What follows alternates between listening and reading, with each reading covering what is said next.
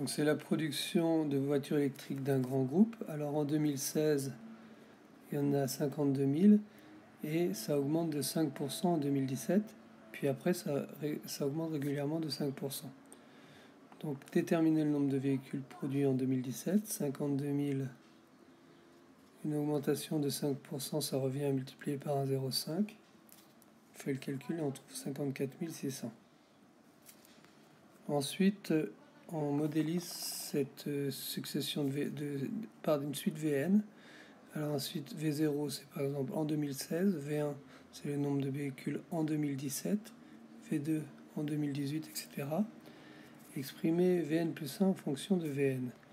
Alors, en fait, Vn plus 1, pour passer de l'un à l'autre, il faut multiplier par 1,05, parce qu'à chaque fois, c'est une augmentation de 5%. Ainsi, pour passer de 3 à 4, il faut multiplier par 1,05. Puis pour passer de n à n plus 1, il faut multiplier par 1,05. C'est une suite géométrique, puisque à chaque fois, on multiplie toujours par le même.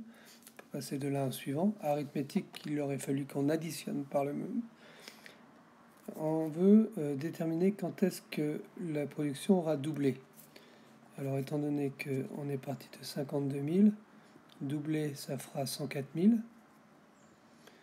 En quelle année on dépassera 104 000? Donc pour ça, on a un programme. Alors ici, on a 52 000 de démarrage, l'année de démarrage. Tant que c'est plus petit que 104 000, on continue la boucle.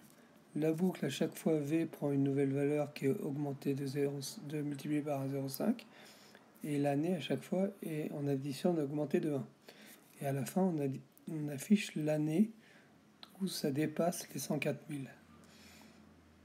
Donc, pour faire en fait à la fin la calculatrice, alors la calculatrice, on met l'année de démarrage, 52 000, on fait entrer à vide, et après multiplier par 1,05. Vous voyez le answer. Puis là, il faut faire attention, il faut compter 1, 2, 3, 4, 5, 6, 7, 8, 9, 11, 12, 13, 14, 15. Et là, on dépasse les 104 000, on est à 108 000. À la calculatrice.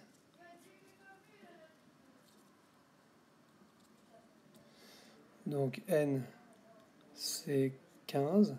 Et l'année, c'est donc 2016 plus 15, ça fait 2031.